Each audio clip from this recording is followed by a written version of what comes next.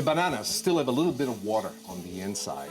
But what's happening right now, they're marrying together with the sugar and the butter, and they're cooking down to a cream-like state.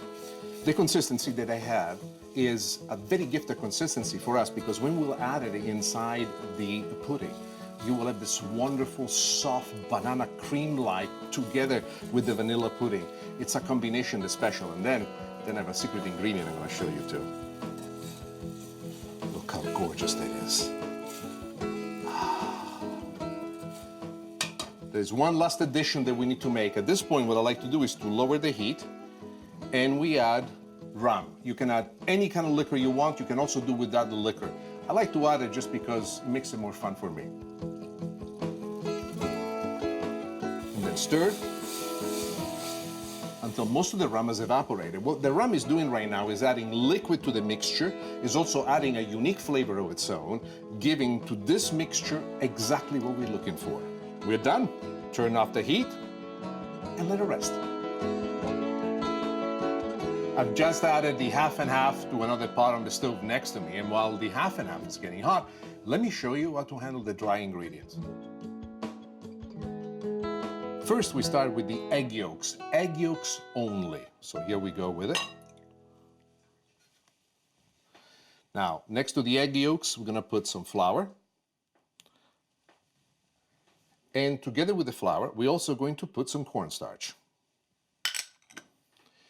And then, just to be sure, just a tiny bit of sugar, a little bit of sugar just because sugar is wonderful. And to make sure that we also have a wonderful vanilla base on this, a little bit of vanilla extract as well. Then using a whisk, you mix all this together. Why are we mixing this? This will create for us exactly what we need, the binding agent that will give not only life, but also the texture to the very dish that we're about to make. The flour and the cornstarch, once connected with the hot half and half, will expand and it will create this bonding effect. Now, the dry ingredients have mixed perfectly. I can see that the cream is getting to the heat that we want. And before I proceed with the step, because I need to be attentive to what I do, I want to tell you what I'm about to do. We're doing something called tempering. Really, what we want to do is to add the hot half and half to the dry ingredients. If we add it all at once, we might end up actually making scrambled eggs. And this is something that you really want to pay the most attention. So by adding it in a thin stream and then whisking as you go at it, you basically give the opportunity to the dry ingredients to slowly react to it. And then when we put them back into the pot, we'll be able to control the expansion that they have as they get this wonderful pudding-like texture. Mamma mia, I went on forever. How about I show you? All right, here we go. Wish me luck. A little bit at a time. Thin stream. And as you add it, make sure that you incorporate it immediately.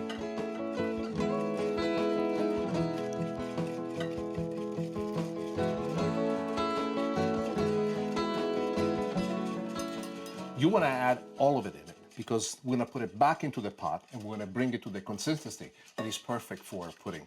And you have to be muscular like me, strong. For making pudding, you got to go to the gym for two reasons. One, because you need to be as strong as I am. Two, to make sure that you stay in shape after you eat the amount of pudding that you will, and you will.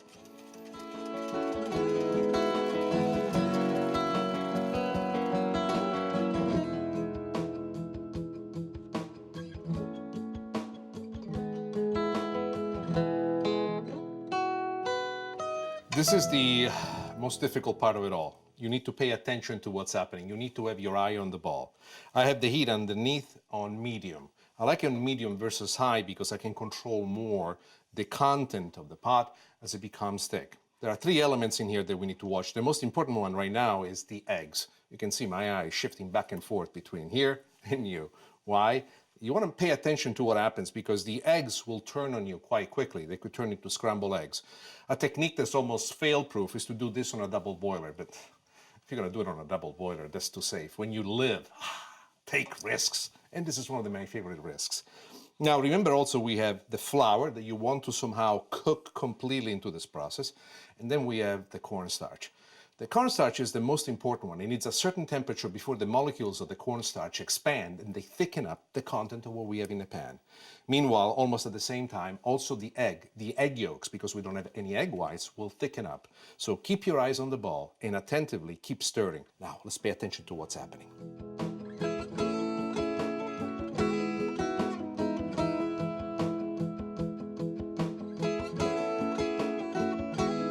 We have the perfect consistency. The last step that I want to do is to strain it. You might ask yourself why. Well, it makes it smoother to begin with, and I like a very fine mesh.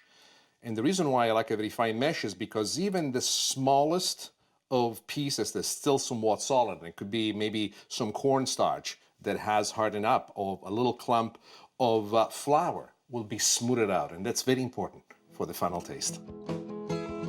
At this point, help yourself with a tool similar to this that allows you to push everything right through the strainer, exactly this way. And you will see that the hard pieces will be left behind, giving you this wonderful, smooth finish that you're looking for. Smooth, in this case, is king.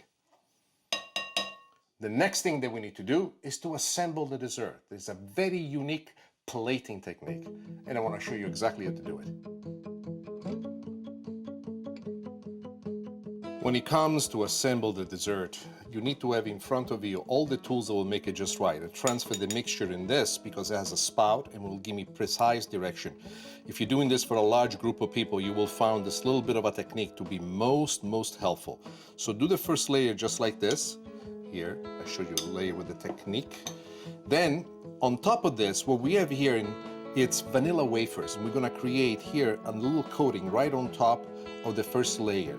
This coating has two purposes. It creates a division, and then also acts as a bedding on top of which we are going to put our banana mixture, right like this. Go with this, then you cover the whole bit with some more of the vanilla wafers, and then you go and you top it all and you create the first serving. So you go around it. As you can see, the smoothness of what we created by straining it before is now becoming apparent. And this is the difference between a pudding, just a pudding, and then this pudding. At this point, what I like to do is take some more of the crumbled wafer and put it right here. When I tried it for the first time, instead of this, they actually had the whole wafer, which is quite good. You can do it that way if you want to, but that's not the way I prefer doing it. And then the last thing that we want to do is just add some whipping cream to it. And there you are. This is how you make banana cream pudding, an old recipe reinterpreted with just a little bit of panache.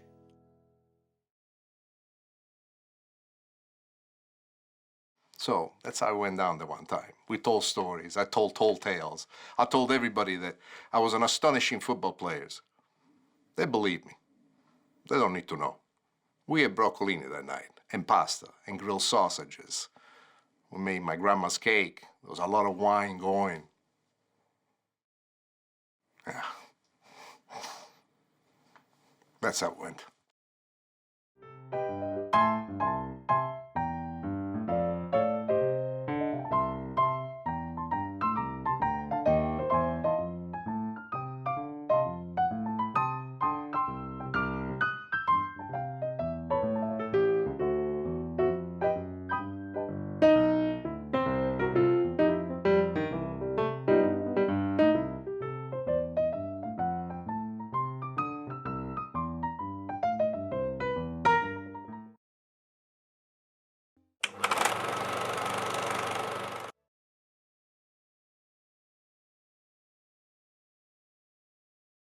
Whenever I have a bad day and I need to smile, I go in my kitchen and cook. Today, we're going to make an old-fashioned recipe, salad with tomatoes, mozzarella, and onions. Tonno alla puttanesca, tuna steaks with a very special tomato sauce. And of course, dessert, my amazing blueberry crumble. And today, we're going to find out how the Stellino family has a sixth sense when it comes to picking tomato. Come for the recipes. Stay for the story.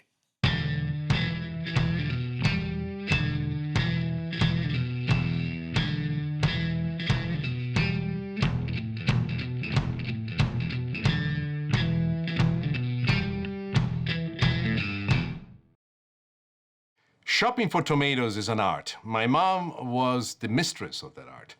An art that I didn't quite understand, but I always admired. We would go to the market and my mom would actually hold the tomato. She would smell it first, the part I understood, and then she would put the tomato to her ear.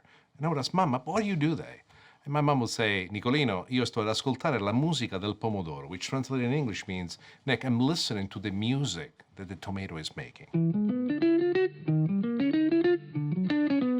Salad with tomatoes, mozzarella, and onion.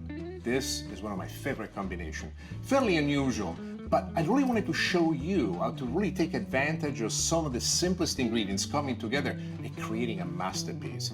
It's as simple as 1, 2, 3, and especially in summertime when tomatoes are at the best, it's so sweet, you could even substitute for dessert, a healthy dessert. Let me show you how to make it. Oh, what's happening? Hey, why am I so happy? I'm about to make one of my favorite salads. This salad, by the way, is made with tomato and mozzarella, but not any regular mozzarella, ciliegine. Let me show you. Instead of regular tomatoes, I've taken cherry tomatoes. The reason why I like cherry tomatoes is because naturally they are sweet, fabulously sweet. These wonderful tomatoes are perfectly matched with the ciliegine. Ciliegine, by the way, is a kind of mozzarella. This mozzarella is shaped as little cherries. What I've done, I've cut them in half so that they basically match the size, and this is exactly what I love about it. Now, at this point, we need to input the flavors. First thing that we're gonna do, oregano. Oregano is one particular spice that tastes, in my opinion, better when it's dry than when it's fresh. Sicilian oregano is the best, of course, but then again, it's me talking about Sicily, so you know that there is a little bit of a vested interest in there. You find in your market at any time tomatoes all year long, but we agree that in summertime, tomatoes are better. So what if you end up making the salad in winter and the tomatoes are not that sweet? What can you do to make them taste right? Let me show you. I always put a little bit of emergency sweetness in that, and this is sugar. Don't put too much, just enough of a pinch to make it all come out just right. And then to give it some more balance, another flavoring that we want is onion powder. I find that onion powder is a wonderful way to convince the tomatoes to release their juice, to absorb the sugar, and to pick up all this wonderful flavor all the way in. Look how gorgeous this is. And this is nothing yet. The next thing that we're going to do is basil. Chop fresh basil, and plenty of it. Depending on how aggressive you are, you could even put a little bit of mint if you want to, especially in summertime. It's just so refreshing.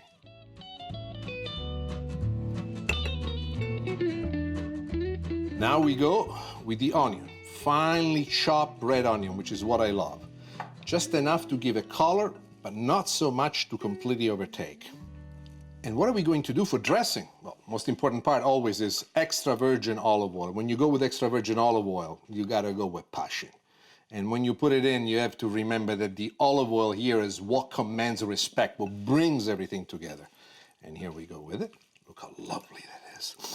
I know that you cannot feel the aroma of this over the airways, but let me tell you, it's just splendid. Two more things that I like to add, just to be on the sure side. A little bit of pepper, coarsely ground, a little bit of salt. We're almost there, we're not done yet. At this point, one more bit of acidity. I like to use balsamic vinegar. If you can find aged balsamic vinegar, like what I have here, use that. Why using aged balsamic vinegar? Is it vinegar? Yes. Is it expensive? Yes. Is it better? Yes. That's why. Why is it better? I find that aged balsamic vinegar is like fine wine. It has a smooth finish, a sweetness to it that is not so impossibly harsh as vinegar can be sometimes, but rather has a mellifluous note that carries this whole dressing to the next level. So, we're almost there. Let's finish it now. Let this rest, I would say, for at least a good 45 minutes before you serve it. And then there is one more addition to do right when you serve it. So we're gonna put this back into the refrigerator. We're gonna let it rest for a while. And when I come back, I will show you with the last addition, a little mystery.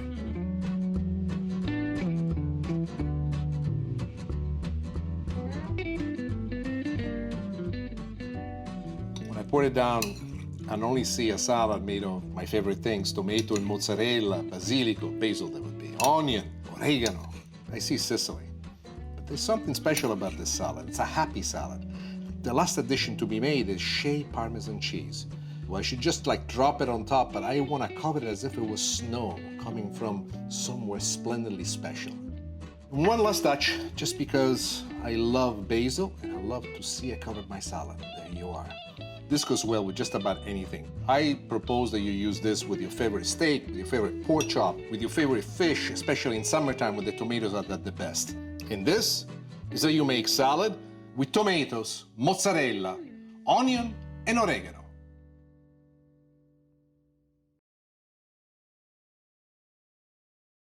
I never heard any music, but I still find myself, and I always notice that I do that because my wife looks at me somewhat stunned, held back in a quizzical way. Say, what are you doing? I say, I'm listening to the music of the tomato.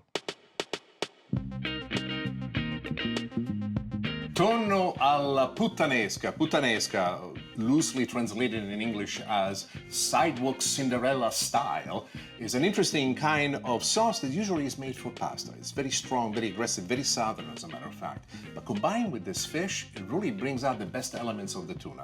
This is so simple to make that I am convinced that once I show you to make it, this will become one of the favorite dishes you'll make for your friends and your family at home.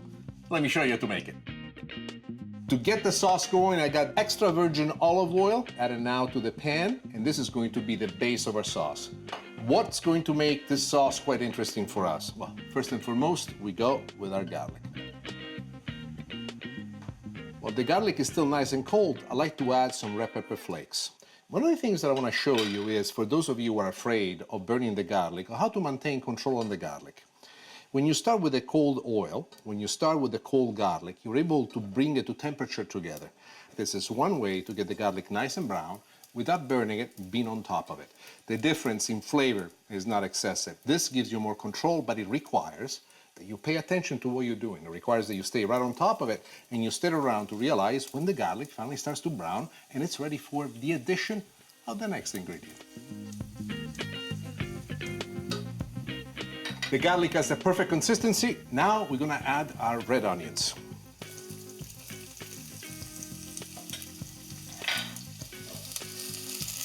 Salsa alla puttanesca always begins with these ingredients. Now everything is nice and hot. We're gonna lower this to medium. And at this point, I like to add a few other things. First, we go with the parsley. As usual, the reason why I add the parsley at this point, I want it to fry. And I wanted to add all of its flavoring to the sauce itself. That's how we do this. And the next thing that you have not seen in a long, long time is an addition of something unique. This is anchovy paste.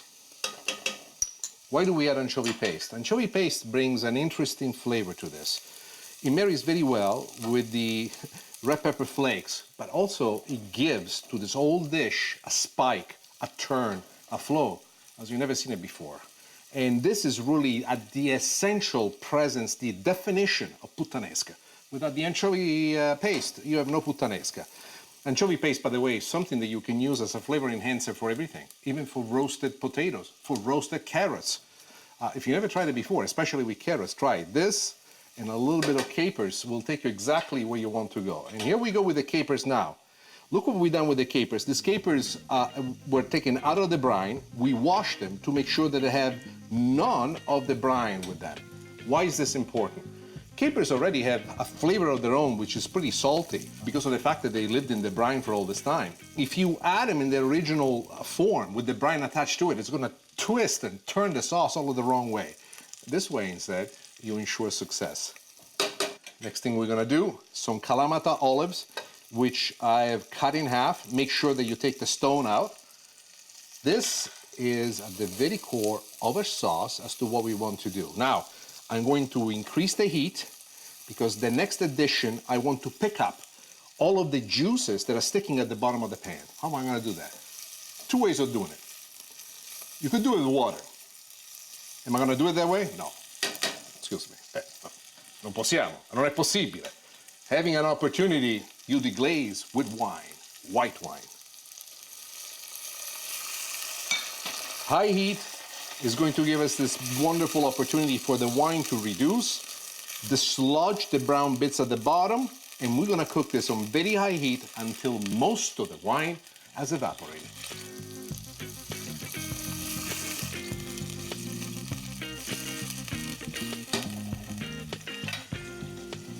The wine is reduced just about by half. Now we go with the other addition. I like to add a little bit of chicken stock. Fish stock would be best if you have it, especially if you're gonna use this for fish. And then some tomato sauce. You can use my tomato sauce, your tomato sauce, your favorite tomato sauce that you buy at the store. The next thing that we're going to do, we're going to bring this to a boil. And once it reaches a boil, we're gonna let it simmer. Why are we doing this? We have all these complete flavors already in the form of the tomato sauce, the chicken stock, individual ingredients right now like the capers, the olives, the onion, the garlic that we want to reintroduce into the conversation.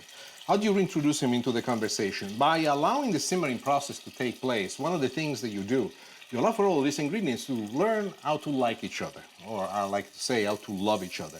And also you want the sauce to simmer and at the same time to thicken a little bit. Thicken so that when you finally use it as a condiment to this beautiful piece of fish, which is the tuna, there is the perfect complement to it. Now the color that you see is dictated by the anchovy paste that we've added. And this is what makes this truly flavorful. When you make this at home for yourself, you must measure the anchovy paste according to what it is that you like. So if my recommendation you find it to be a little bit too much, next time do half of it. I like it because to me is the kind of presence that I love into my sauce. This is perfect. Let me move this to the back burner. I'm gonna let this simmer for the next 15-20 minutes, and while this is simmering, I'll show you to cook the perfect tuna steak. We got high heat underneath the pan. We're gonna add the oil and we're gonna let the oil get really, really hot. The olive oil is nice and hot and it's time for us to actually add the fish. So I'll do two things. First, I take the fish, I add it. Notice how I do it so that it splashes the oil away from me. The olive oil is super, super hot. So what I've done immediately, I have lowered the temperature of the olive oil to medium, medium-low. We are going to cook it for about 2.5–3 minutes per side. I decided to go ahead and put some horse pepper right here on top. Don't put too much, my wife gets upset at me if I do. And a little bit of salt. I always like to use sea salt. To me, sea salt is the only way to go. So now, let's let this cook until it's right. When you turn the fish, even if you're using a fantastic spatula like this, always have another instrument to secure it for you. So this is what I like to do. Put the spatula underneath, turn it. Ah, signori e signori, guardate. Now, what I love about this is how we have gotten the perfect brown on the edges of the steak. Also, when I touch the steak, I can feel that it still needs a little bit of cooking. A couple of more minutes and we're done. The fish has cooked perfectly. The sauce is to the perfect consistency. So now we're ready to plate. Let me show you how. La salsa alla puttanesca is the key of this. More often than not, people do not put aggressive sauces when dealing with tuna. I find that this aggressive sauce not only complements the tuna, but really brings this tuna dish to its next level.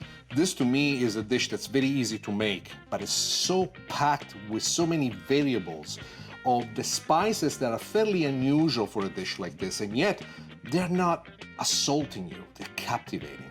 They will seduce you into what I call culinary submission. Tuna with sauce alla puttanesca, and this is how you make it.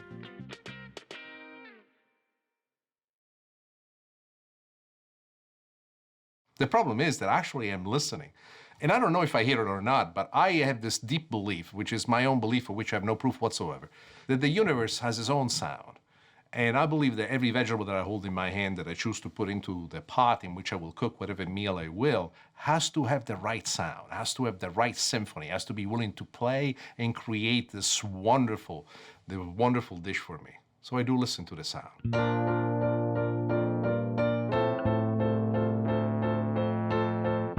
These days, when you go to a restaurant that you like, some of the most interesting things that you could possibly buy is the dessert.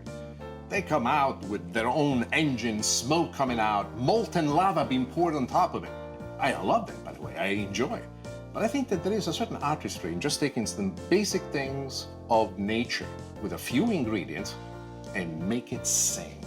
And make it sing so that you are completely taken over by this wonderful sound, by this wonderful aroma, by the taste, of the simplicity of it all. This particular recipe I'm about to teach you is blueberry crumble. All that it has is blueberry, the crumble part on top of it, and lots of sugar. But it tastes fantastic. It takes no time to make it for your family, and I guarantee you that from now on, it will be your favorite dessert. Let me show you how to make it. First, you want to start out with butter. I'm going to put the butter right here in the pan that we have on high heat. Stir the butter around so that it coats the bottom real well. And while this is taking place, sugar. How much sugar should you put? A little bit of sugar? A lot of sugar? Hey, do you like your dessert sweet? You gotta put a lot of sugar. Nothing you can do about it. And that's exactly what I do. Now, the recipe, as I'm gonna show it to you, will only have blueberries. But when you do this at home, you can use a mix of all your favorite berries. Many companies these days have blueberry, boysenberry, raspberries, all mixed together, especially in summertime. What I'll be using today, couldn't find them fresh, I am using frozen berries. And I have to tell you that treated in this fashion, they really bring out a lot of flavor. Now, once the butter has melted and the sugar has melted, it's almost equal part of butter and sugar, you wait right before it's nice and hot. Keep your eye on the price. You don't want to burn this mixture. And there you are. At this point is where I want to add my berries. It's starting to bubble up. You see how nice and hot it's getting. Now, when you do this at home, be very careful. Don't do a lot of talking like I'm doing, because if any of this splashes back, it's gonna hurt. Here we go with the blueberries. Frozen. At first, they look like little pellets coming out. Don't be discouraged. That's the way it's supposed to be. The most fun that I have making this dessert is just going at it, and you want to turn it. Two things will happen, you will see. As soon as the blueberries start to melt, so to speak, or realize that they're in a hot pot, they'll give it a lot of water. And from the solid pieces of blueberries that you will see a lot of water being spit out. That water is the juice that we will use to make the compote. This dessert goes through several stages. In total, we will not need any more than 6 to 8 minutes here at the stove, but I want to show you something. You can see right now here, the sugar still attached to the blueberries. You can see some of the liquid now starting to leak into the pan. This is the moment in which you're really getting what you want. And the more you keep it on top of the hot stove, the more liquid you'll see coming out of this. A lot of people get concerned. They say, but this is breaking the blueberry. They're not as pretty. Pretty is important. The taste is the most important part. If you really want the taste that's supposed to be had, you got to smash them around a little bit.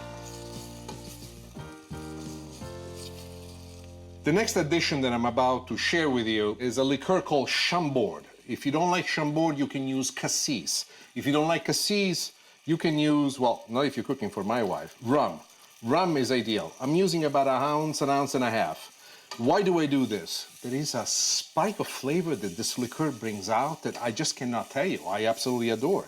Cassis is much less expensive, easy to find in just about every other supermarket, and it fits this dish wonderfully well. In terms of the rum, I like it. But if you're married to somebody like my wife who has this issue with rum, what's the point of fighting? Everybody should enjoy this dessert. When it comes to dessert, you don't want to fight.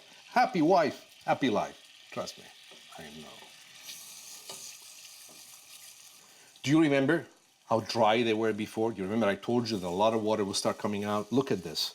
Now we're going to take this water, which is nothing more than the juice of the blueberry, and we're going to turn that into a sauce. But how are we going to do it? We're going to add a slurry. A slurry is a mixture of water and cornstarch. And what happens is that the cornstarch, when added to this mixture, thickens up. And as it thickens up, it creates for us the thickness that we've been looking for. At this point, stir continuously. Because what you will see is the color lighting it up, but within a matter of the next 3 to 4 minutes, this will start thickening up. And with all the sugar that we have on the inside, the flavoring of the liqueur that has almost but all evaporated, leaving behind this incredible flavor, we have an astonishing mixture. As you do this, attentive to make sure that you don't overcook it. There's something else that I do. This is an optional thing. I always like to add a little bit more sugar. Why? Because sweet is good, super sweet is better. Well, to me it is. You can see that it started to thicken up. You remember the super light color that was before? The color has darkened. The color will continue to darken even more once it rests. This is it. It's nice and thick. Usually I take a little taste. Oi, mamma mia. Siamo pronti, we're ready. Let me turn it off and let me show you how to plate it. Plating this dessert requires a few steps. The first step is to put the blueberry into the vessel. Now, this is for individual serving, and I'm using a spoon that gives me a great directional control by placing everything perfectly on the inside. Attentive as you do this. This is very hot. Don't look away, and do not fall victim to the idea of tasting it with your finger. Let me tell you, this thing is hot. You put your finger in there, mamma mia, you'll be singing Italian opera. Now, this, as you notice, is filled a little bit, not all the way through. Always leave yourself about a 1/4 inch between the very top of the ramekin and the bottom, which is where the fruit compote is at, so that you can fill it with crumble. You see how nice and hot this is? At this point, let it cool off. If you try to touch it with your finger, it's gonna hurt you. This is what I have done with something that I made earlier today. I put it in the refrigerator, I've taken it out, it's nice and thick already. You could eat it exactly like this, but putting the crumble on top and then baking it, it's gonna make all the difference in the world. Now, before I bake it, let me show you to make the crumble. Making the crumble is fun. The most important tool for you to use are your hands. Your hands are the most beautiful tools that God gave you. And let me show you how to use it. Into your favorite bowl, add a little bit of brown sugar. Well, a little bit, so to speak. Brown sugar, plenty of it. Then you add a little bit of the instant oatmeal, and immediately, with your hand, start mixing it, just like this. Now, your hand is extremely important because the heat that's retained by your hand is what's going to help you in creating the crumble. In order to do that, you need to put pieces of butter in there. Now, the butter is still somewhat chilled. And this is what I do, using my hand and my fingers through the heat that I have. You want to make a mixture that combines. And I like to have it cool because when it's too soft, the additional heat inside my hand makes it too smooth, and then I don't have a crumb that I really want to do. This is basically what you want to get to it. You see? All these elements of butter, everything trapped on the inside. Now, you want to shape it almost in the shape of the vessel in which you're going to cook it. Then you place it right on top. And notice that I have left some opening on the side. We're going to put this in the oven. The oven's going to be very, very hot. A vessel this small, say an oven about 375, 400 degrees, cook it between 10 and 15 minutes at the most. What you will notice is that the juice from the berries will come right on top of the crumble, moistening the crumble. At the same time, while that is taking place, what you will notice is all the elements of the crumble, some of them will harden, some of them will melt and go into it, and they will create this wonderful crust. And the best thing about this, when it comes out of the oven nice and hot, is to crack the crust on top and go for the sweet dessert inside. I'm gonna put this inside the oven, and I'm gonna show you exactly what it looks like when it comes out.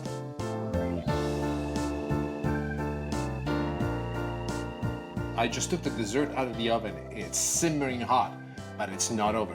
One more addition, and this dessert is ready.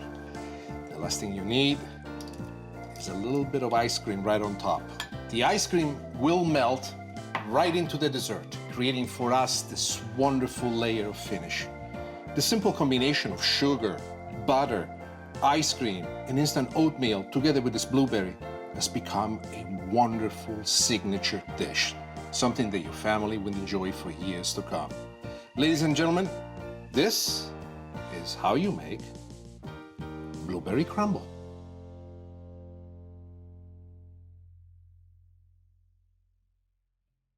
What do I hear? I don't know. Maybe I hear the passing of my memories. Maybe I hear the passing of this energy of the universe that goes by. But I will tell you this. Every tomato that I put in my bag that I bring home makes the best tomato sauce I've ever had. So even though I don't know exactly what it is that I'm doing right, I can tell you this. I am good at it. What exactly, I don't know. But I am good at it. The heel stop. Mamma mia, che bontà. Oh, mamma mia. Mamma mia, you'll be singing Italian opera. Look at that. Mamma mia, che bellezza. Oh, mamma mia. Che romantico, che bellezza. And then you say, mamma mia, che bellezza. Oh, mamma mia, che bellezza, sta pasta. Sorry, what I said is, what a beauty this pasta is. We're finished, we're done.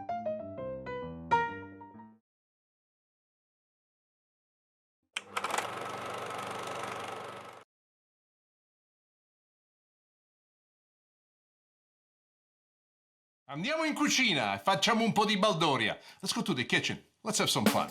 Today, we're going to make Maureen's farro salad, one of the most romantic recipes I've ever made. Gambero al coccio, one of the first recipes my father Vincenzo taught me how to make. Braciole, what's life without braciole? And for dessert, the magical and Boliti's strawberries. And find out how naming a dish is a good way to remember someone special in your life.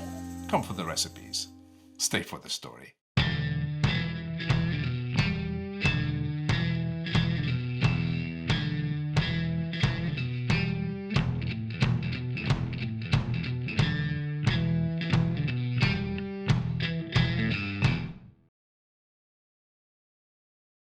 Naming a dish after someone as the ultimate act of love, I think it truly is. It truly is, because if the dish is great, you will have a memory of the person forever. Every time you taste it, every time you try it, you remember him or her. So I think that having a dish named after somebody is very important.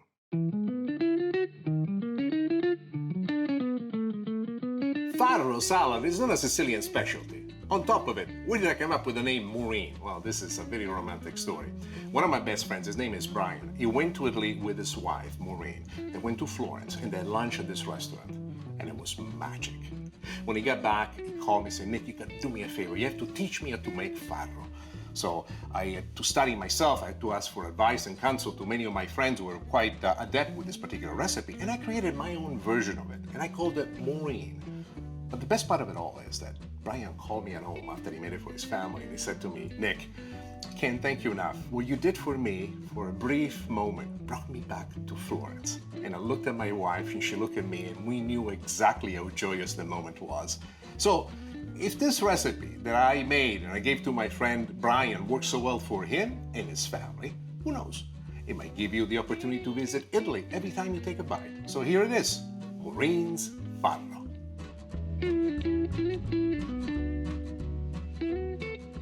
The first edition always starts with farro. Remember that when you cook farro at home, it doubles up in size. So whatever amount you put in, you're going to end up twice as much.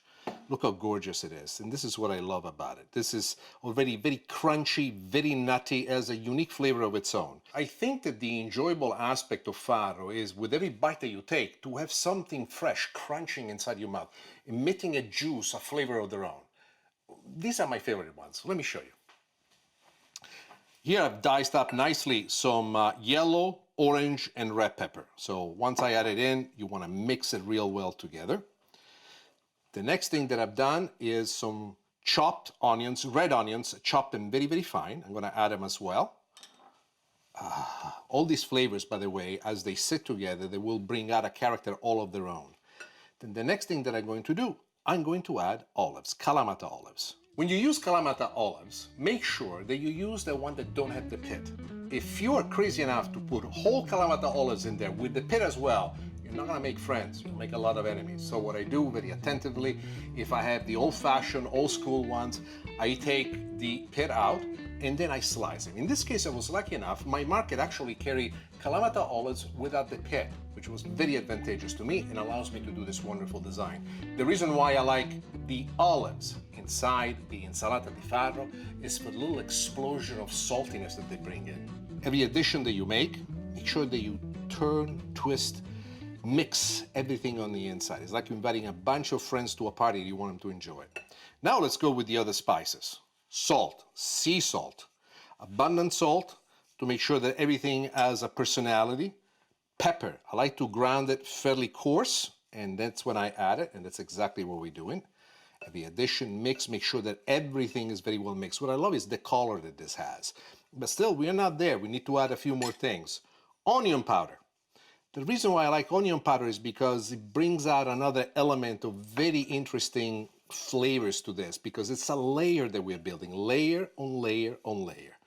Then we're gonna go again with some parsley, or basil if you don't have parsley. Both of them would work very well. Mix them in. Now, the salad is already beautiful to look at it, but is this a salad yet? We need to put the dressing, and the dressing is very complicated. It only has 2 ingredients: the best of olive oil that you can find, and freshly squeezed lemon juice. Let me show you. extra virgin olive oil, mix it in, get everything nice and moist. This oil is going to do several things for you. The flavor that the oil has is going to add to the salad and impart its own flavor. Maybe because I'm from Sicily, but also because I like a stronger flavor. Then you could use vinegar if you wanted to, but in this case, I find the lemon juice is much, much better. It marries well with everything. So here we are. All that you have to do at this point, once everything is nicely mixed the way in which we have it mixed, is to let it rest. One optional addition that you can make is an addition of paprika. Why do I add paprika to an Italian recipe? Well, my uncle is from Hungary, Budapest, and he married my aunt as he immigrated to Switzerland. And he's the one in our family who introduced us to paprika. My father fell in love with it, I fell in love with it, and I always find an excuse so that I can put paprika somewhere. In this case, it fits perfect. Now, once you mix all of these ingredients together, before you serve it, I would greatly advise to let it rest for at least a few hours. How much is a few hours? A minimum of 2 hours to as much as 5 hours. All those flavors will mingle and will blossom overnight, giving you this incredible flavor that it is indeed insalata di farro. But this is not just an insalata di farro. This is Maureen's farro salad. The farro salad is marinated now for a few hours, and now we are ready to plate it. Look how beautiful, the color is shimmering. That is the extra virgin olive oil. Look at the colors of the peppers and how they bring it through. And you know, with every bite that you take, it's not just the pepper and the onion, but this is beautiful olives popping right through it. A little bit of the tartness of the lemon juice, and that is it. Ladies and gentlemen, this is how you make Maureen's farro salad. And for that, you want to make sure you thank my good friend Brian, because he's the one that asked me to make it for her. The problem is, what is the naming process? I mean, if I come out and I name a dish after myself and I call it Nixtellino Super Pasta, oh, what honor is there? None. It's me making it up. And people will go, well, I'll make Nixtellino Super. It's beautiful when the dish is named by others who have come to your house, who've eaten your food at your restaurant, who've watched your TV show, who've read your recipe, who followed you all these many years, when they write you and they say, I have to tell you, the first time I met my wife, I asked her to come over to the house for dinner, and I cooked one of your recipes. In our house, all the special recipes are called Nick's style. Gambero al coccio. What does it mean? Gambero in Italian means shrimp, al coccio. Coccio is an old-fashioned pot in which shrimps were cooked, especially for large families. But what makes this recipe, in my opinion, not only interesting, but really unique, is the way in which we use the shrimp. I know you will love it. So take a look. I'm going to show you how to make gambero al coccio. This is a very special recipe for me. Why? I'm going to tell you in just a second. First, we start with some red pepper flake, garlic, sliced thick, and I propose that you always slice it thick when you make this dish, because the garlic is going to cook over a long period of time. If you add a chop, it will burn. Some onion. I like to use red onion just because it's fun. Also, at this point, a little bit of parsley. You want to have the parsley fry in the pan. You want to create the base right in here. Well, this is cooking just to ensure that everything works out. A little bit of salt as well. And the next thing that we're going to do, we are going to add the shrimp. What's unique about the shrimp? What makes this dish unique and perfect is the fact that the shrimp still has a shell on. The shell protects the shrimp from overcooking. Now, for this shrimp to taste great, we need several few ingredients to add, the most important of which is wine.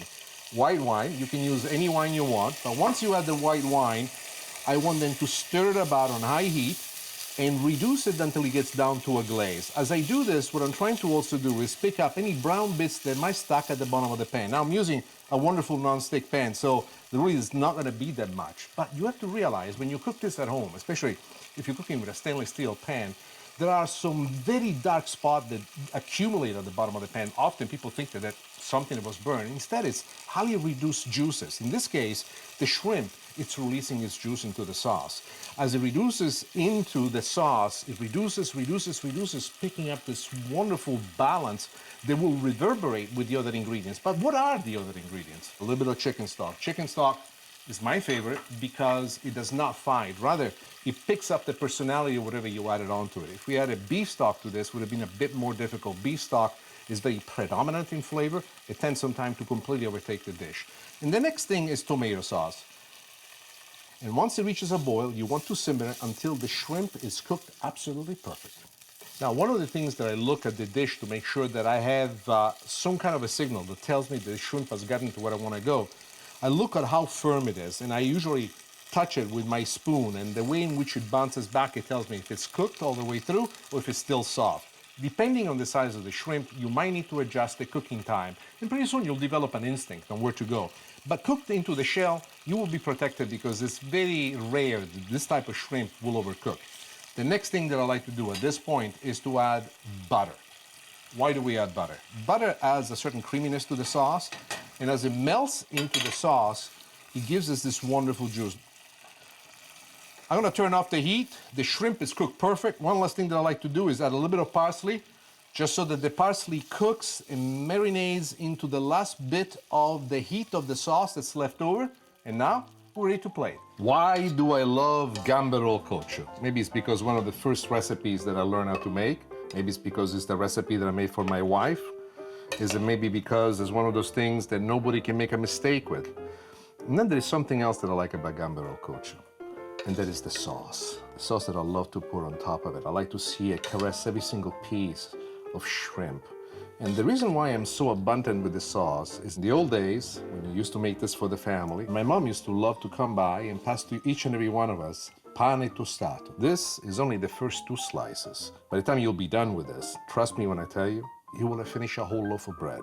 So for all of you out there, when the moment comes that the special one happens to walk in your life, make a recipe of gambero culture. Who knows? It might change your life too. It changed mine. I think that this recipe that was my grandma's recipe ended up in someone else's home. And in the end, was one of the many reasons why someone else found someone else's to love. Did my food have anything to do with it? I like to believe I did. The fact that my food is named by my name in their house every time they make it, that's better than cash in the bank. Because cash can be made and can be lost overnight. Food, the recognition, the stories that go with it, that's something that lives forever. Let me show you how to make braciole Sicilian style, and this is a recipe that you can adapt to just about anything that you want. You can even do it with veal, you can even do it with chicken if you don't like to do it with meat. Simply pound the chicken breast very nice and thin, and the stuffing that I will teach you how to make is so flavorful, and it will also keep the meat very, very moist. So, let's make some braciole. We start with the stuffing. Everybody can make stuffing, but this stuffing is unique. Now, what we've done with the stuffing, we started out with some garlic. Saute the garlic, to which we added a little bit of red pepper flakes, the onions, and then to that we have added some chopped salami. What kind of salami? We went with soppressata. Why soppressata? I like the fat content of the soppressata. Also love the flavor that the soppressata has. You deglaze it with a little bit of white wine, and then you add parsley. We mix, and then what we add to it is bread. Bread that I put into a food processor and basically shred it to pieces. So day old bread is what we like. But before we use it, what I do, I moisten the bread in milk. Squeeze the excess milk, then add the bread to the onion and garlic mixture. We add 1 egg, plenty of pecorino cheese, some breadcrumbs to absorb the excess humidity and moisture that might be in there, and the stuffing is made. Make sure that it cools off to room temperature before you use it to stuff the braciole. All right, let's make us some braciole. We start with the meat. Before we use it, this is what a slice of top round beef will look like. What I like to do is to pound it. But when it comes to pounding the braciole, if you have an instrument like this, make sure you don't use this side. This will shred it aside. This is used to tenderize. What we want to use is the flat side of the mallet. So here we go.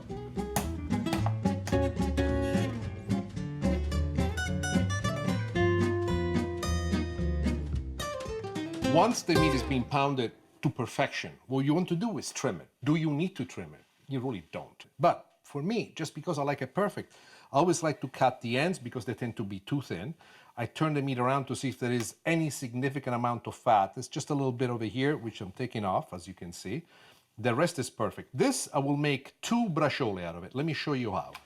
I like to go just about right into the middle and cut it in half, just like this. Look how beautiful it is. Then we take the stuffing. What I like to do, the stuffing is nice and moist. As you see, it takes the shape of whatever I put into my hand. So I put it right here on top of the meat. And I do another in the other slice. Now, how do we make this into a braciola? Let me show you. The first thing that you want to do is to take the meat from the top just like this, then from the bottom just like this. Remember, you flatten this out. Then you want to roll it up as if you were to make a burrito. So if you go from this side, you roll it, you roll it, you roll it. Look at this. Boom. There you are. This is the first part of the braciola. Let's move this aside for a moment and let me show you how to do it again with this other braciola right here. So here we go. This is a different shape, as you can see. The first thing that we want to do is take it from the top. Remember, this is so soft that you can spread it so it covers the meat. Next thing is we roll it from the bottom. And then just like we did before, this time we do it from this side. You roll it in. There are two techniques on how to secure the bracciole. The most involved one is to actually tie them up with rope. The one that I like instead, that makes it quick and faster, is to skewer it with toothpicks. Now, this is where the closure is. So what I want to do is to secure it in several spots. Something like this, I like to give it at least 3 skewers and place it in just like this. Why is this important? These 3 skewers are going to prevent the meat from spreading open and opening up in the middle of cooking. And remember, you're not reinventing the wheel here. You're just doing something that grandmas all over Italy and grandpas all over Italy do all the time. And if you grew up in an Italian-American family, you know what I mean. So there we are. Now we're ready to bread the bracciole right before we cook it. There's a trick there. Let me show you how.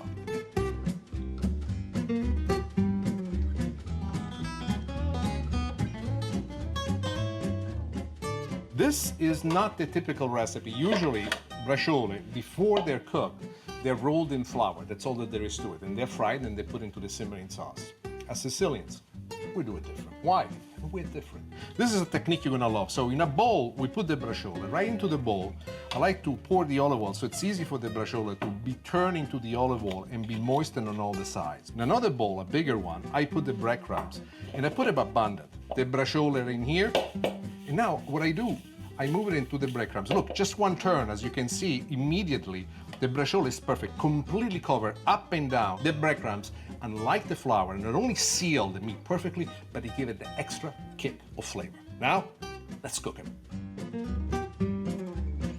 The oil is getting nice and hot for a searing. We have the sauce simmering in the back. Remember, to the sauce, we've done something unique. Not only this tomato sauce, but we also have added beef stock. Why beef stock? If we were to use just the sauce and we're just to simmer over a long period of time, because this will simmer for about 35-40 minutes, what happens is most of the liquid evaporate, and then what you're left with is a very thick, gummy essence of tomato sauce. What the beef stock does for us, it maintains the perfect layout of the sauce. Wonderful and tasty all the way. Now, the oil is hot enough and we are ready to fry. Now, when you put them in, right before you put them in, shake them up a little bit. What I want you to do is to get rid of the extra bits that we have of breadcrumbs. What difference does it make? Not an enormous difference, really, but what it does, it reduces the amount of breadcrumbs that are going to end up at the bottom of the pan. If there are too many breadcrumbs at the bottom of the pan, one of the things that can happen is that they burn, and they might ruin a little bit the flavor. But what you truly want to do is get this crust. You see how beautiful it is?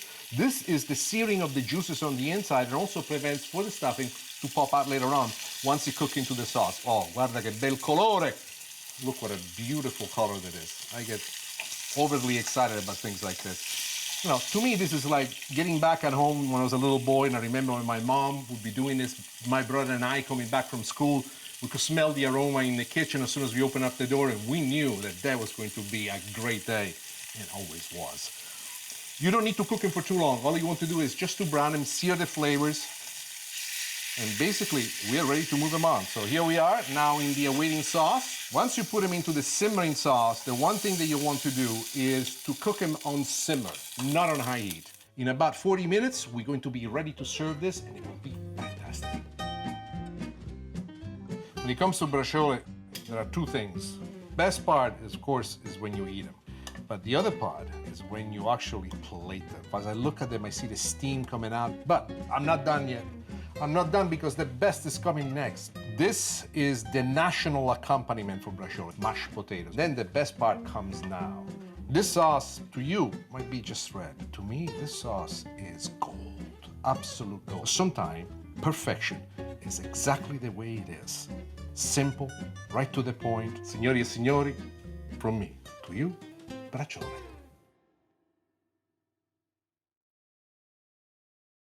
My grandma doesn't know it, but her food here in America is very famous. In many houses, in many restaurants, amongst young people and old people, they get together and they make the recipes and they say, Mamma mia, it's fantastic. If my grandma only knew how famous she would have become. Aunt Buliti's strawberries. Aunt Buliti was my mother's sister, my second mom, and she really had magic when it came into the kitchen. And this is my favorite dessert that she used to make for us in summertime. It's so easy, so simple, so full of flavor. Let me show you how to make it. My Aunt Buliti is a very special woman. As long as I can remember, I used to call Mom, Mom, and Zia Buliti, but to me, Zia Buliti, my Aunt Buliti, she was my other mom. I remember in elementary school, I think it was 4th or 5th grade, getting in a fight with a boy, and he saying to me, "She's not your mom, she's your aunt." And I remember going home almost crying and saying to my mom, "They're telling me that Zia Buliti is not my mom." I always thought I had two moms. I still feel like she's my mom. She was wonderful. She had a unique way to talk to me and Mario and to calm us down.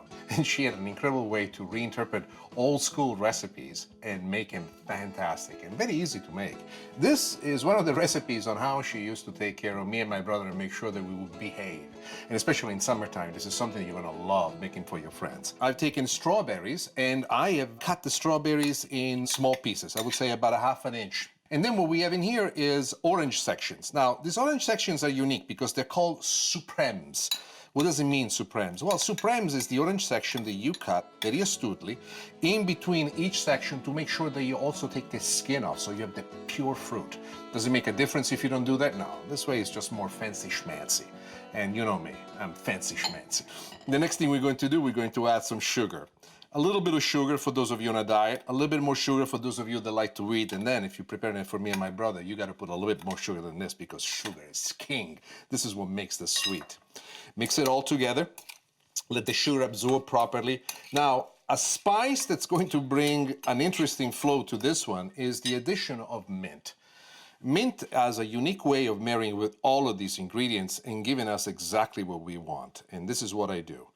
I'll make sure that most of it is coated nicely. Fantastic. At this point, this is ready to be eaten already, but I have a secret weapon that I want to share with you. This, see, right here, this is my secret weapon. Very easy to make.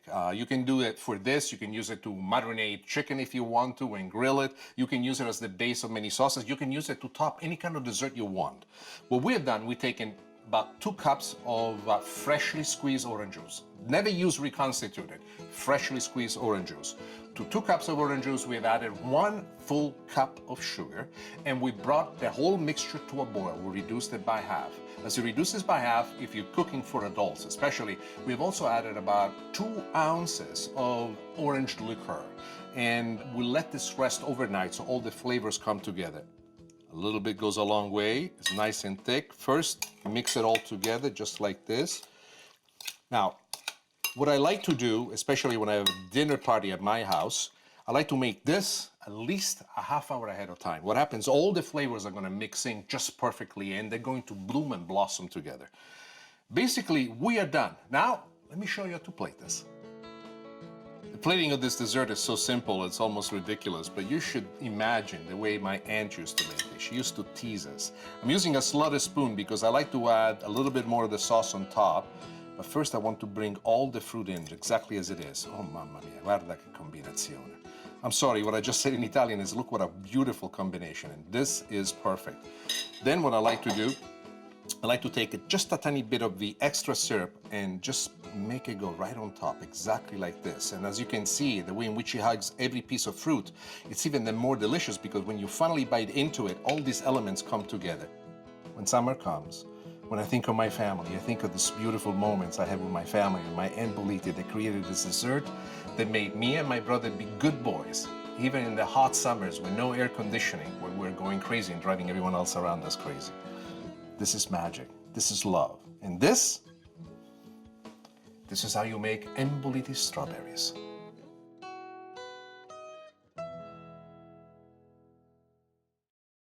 So, yes, I think there is a specific honor assigned in naming the dish after someone. But it is a true honor if you're not the one doing the naming after yourself. Rather, if someone else does it. Not because they owe you something, not because they're trying to impress you, but because that dish, in their mind, in their hearts, means something. That means that the conversation that you were trying to have, this joy that you were trying to share with someone else, found this impactful connection. That is magic. Just like my dad, I was wearing a suit. I was cooking the last few braciole. And just as I reached for the bottle, the olive oil bottle, it slipped out of my hand. Boom! Down into the ground. Pada-boom! It was an explosion. It was right on top of my pants, on top of my shoes. Suddenly, inside my own head, I heard, "Save the braciole! Save the braciole, they're burning!" I stood up, I looked around, I saw all the damage around me. I saw that the suit was finished, there was nothing left to it, and then I saw the braciole. And I said to myself, dun-da-da-da, save the braciole.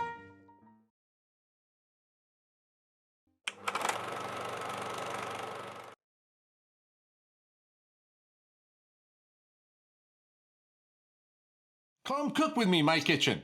Today we're going to make pollo alla cacciatora, chicken cacciatori. Very easy recipe, packed with great flavor, and easy to make.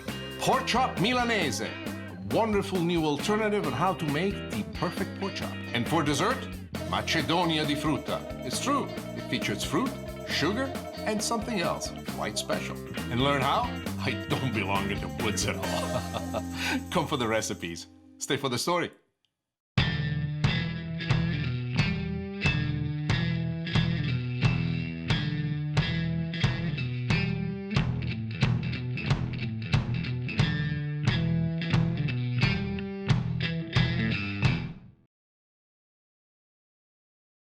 I do have a beard, but it's the closest thing that I have about looking like an outdoorsman. I am the most inept camper, I think, in the history of Italy and United States combined.